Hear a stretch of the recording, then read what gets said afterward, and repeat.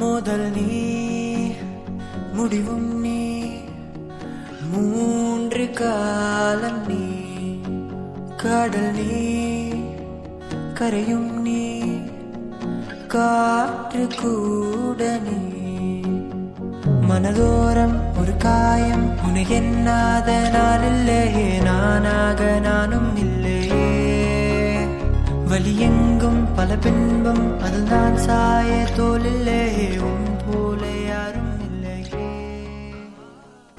Hello dears, it's me Manisha Harilal and this will be the third and final part of our Kochi vlog. എൻ്റെ വ്ളോഗിൻ്റെ second part കണ്ടിട്ടുള്ളവർക്ക് അറിയുന്നുണ്ടാവും. ഞങ്ങൾ high court ജംഗ്ഷനിൽ എത്തിയിട്ടുള്ളത് water metro വഴിയാണ്. അടിപൊളി experience ആട്ടോ.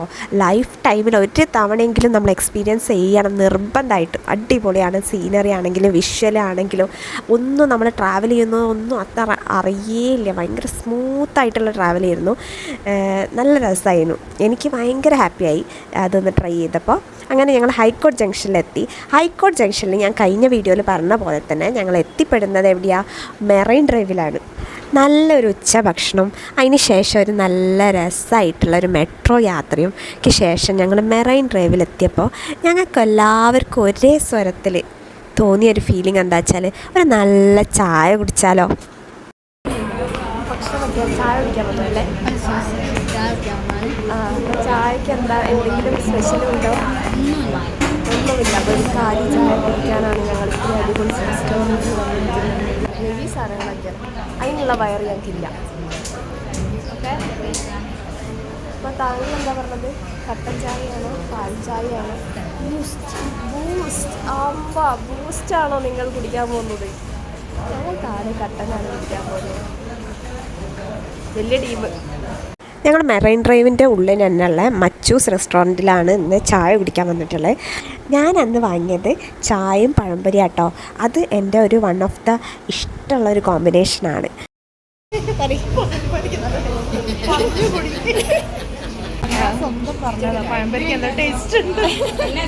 താങ്കൾക്ക് സമൂസ ഇഷ്ടപ്പെട്ടോ? ഇഷ്ടപ്പെട്ടില്ല? ഓണർ വന്നിട്ട് തന്നെ കൊല്ലും പോലെ. ഏന ടീച്ചർ ഇതാ ഗുപ്തനാവാൻ പോവാ. ഊതി ഊതി കുടിക്കുന്ന ഗുപ്തൻ. ഇനി കുറച്ച് മെറൈൻ ഡ്രൈവിൻ്റെ ഭംഗി കണ്ടാലോ?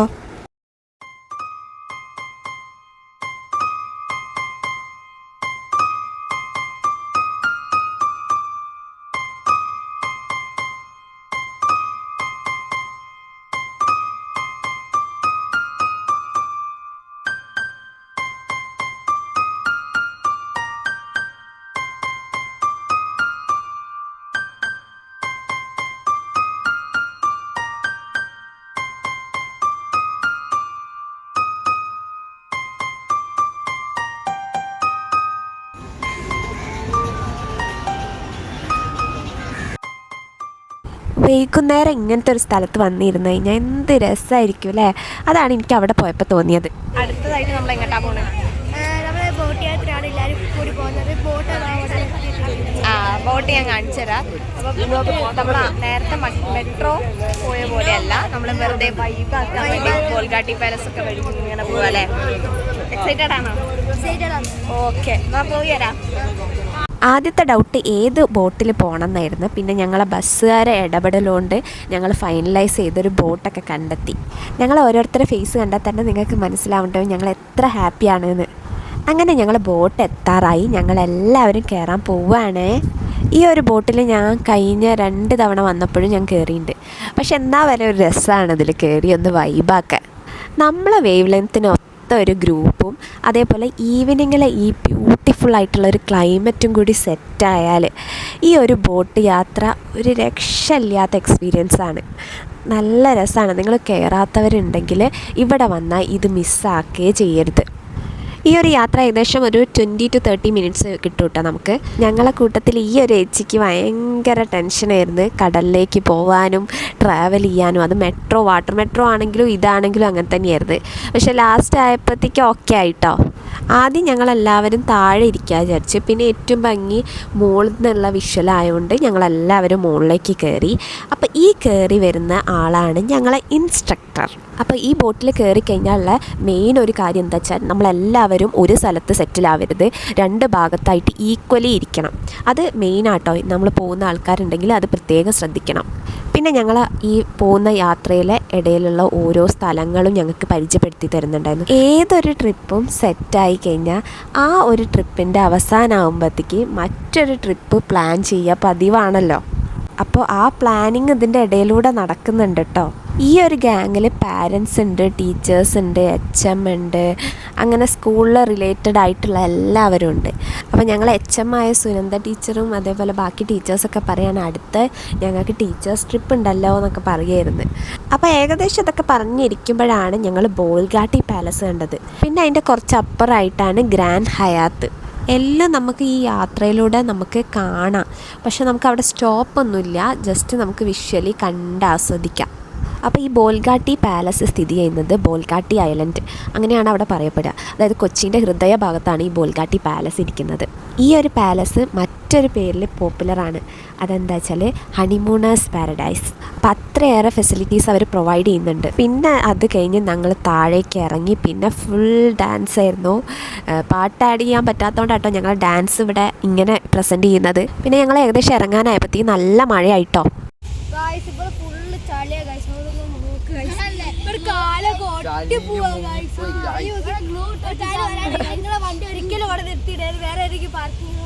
വേറെ എവിടെയാകുമ്പോ പാർക്കിംഗ് കയറിയ ഇതൊക്കെ അവസ്ഥ കാണിച്ചു കൊടുക്കാം നമുക്ക്. അയ്യോ, ഞങ്ങള് ഒരുവിധം ടീമൊക്കെ അതാ അവിടെ സ്റ്റക്കാണ്. ഞങ്ങളെ ബസ്സാണെങ്കിൽ ഇവിടെ എവിടെയോ ആണ്.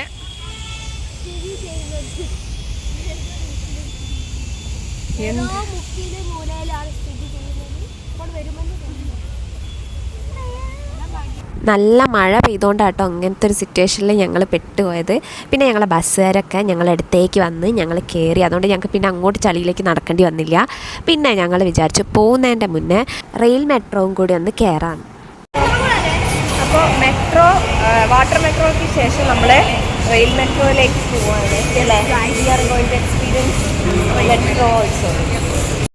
വളരെ നല്ലൊരു അത്രയേ ഉള്ളൂ. ഇത് കഴിഞ്ഞാൽ വീട്ടിലേക്ക് തിരിച്ചു പോകാൻ ആഗ്രഹമുണ്ടോ? തീരെയില്ല. അത്രയും അടിപൊളിയല്ല. എന്താ രണ്ടാളും സങ്കടത്തോടെ നിൽക്കുന്നത്? മെട്രോ ഇഷ്ടമില്ലേ? മെട്രോ ഇഷ്ടപ്പെട്ടു, എൻ്റെ മനീഷ മോളെ അമ്മ ഇതെന്തായാലും ഇടും. റെയിൽ മെട്രോ ഞാൻ ഒരു 3-4 തവണ കയറിയിട്ടുണ്ടെങ്കിലും റെയിൽ മെട്രോ എനിക്കെന്തോ ഭയങ്കര ഇഷ്ടമാണ്. എത്ര ഈസിയല്ലേ ഒരു സിറ്റിയിൽ നിന്ന് ഒരു സ്ഥലത്തു നിന്ന് മറ്റേ സ്ഥലത്ത് ഒരു ട്രാഫിക്കും ഇല്ലാതെ നമുക്ക് എത്തിപ്പെടാൻ പറ്റുന്നത്. നമ്മളെ കോഴിക്കോടും ഇങ്ങനത്തെ സൗകര്യം പെട്ടെന്ന് തന്നെ വരട്ടെ. അപ്പോൾ ഇന്ന് ഞങ്ങൾ യാത്ര ചെയ്യാൻ പോകുന്നത് ടൗൺ ഹാൾ പോയിൻ്റിൽ നിന്ന് എടപ്പള്ളി, അതായത് ലുലു മാൾ സ്ഥിതി ചെയ്യുന്ന എടപ്പള്ളിയിലേക്കാണ്.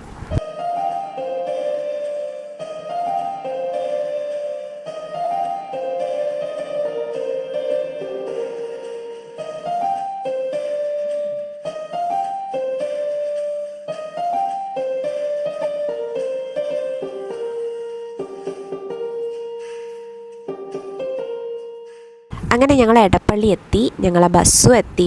ഇനി ഞങ്ങൾ പോകുന്നത് ഭക്ഷണം കഴിക്കാനാണ്. എടപ്പള്ളി തന്നെയുള്ള ബൂഫിയ സ്ക്വയർ റെസ്റ്റോറൻറ്റിലാണ് അന്ന് ഞങ്ങൾ പോയിട്ടുള്ളത്. കുറച്ചധികം നേരം ഞങ്ങൾ കറങ്ങി ഞങ്ങൾക്ക് എല്ലാവരും ഭയങ്കര എക്സോസ്റ്റഡ് ആണ് കേട്ടോ. അപ്പോൾ ഞങ്ങൾ വേഗം ഫുഡിന് വേണ്ടി വെയിറ്റിംഗ് ആണ്. ഞങ്ങളെല്ലാവരും ഫുൾ മന്തി ഓർഡർ ചെയ്ത് വെയിറ്റിങ്ങിലാണ്. എല്ലാവരും വിശന്ന് വലഞ്ഞ്. എന്താണ് ഫേവറേറ്റ് ഫുഡ്? മന്തിയാ? നോർമൽ മന്തിയാണോ അൽഫാം മന്തി? അൽഫാം. അവിടെയോ? ഓതാ അന്ത വിട്ടിക്കണ്. എന്താണ് മന്തിയാണോ? മന്തി ഫാനാണോ? മന്തി ഫാനാണോ? അല്ല, മന്തിയാണ് ഇഷ്ടം. ആ, ഓക്കെ. അങ്ങനെ ഞങ്ങളെ മന്തിയൊക്കെ എത്തി. ഞങ്ങളെല്ലാവരും ഭക്ഷണം കഴിക്കും. ഞങ്ങളന്ന് വാങ്ങിയത് അൽഫാം മന്തി കേട്ടോ.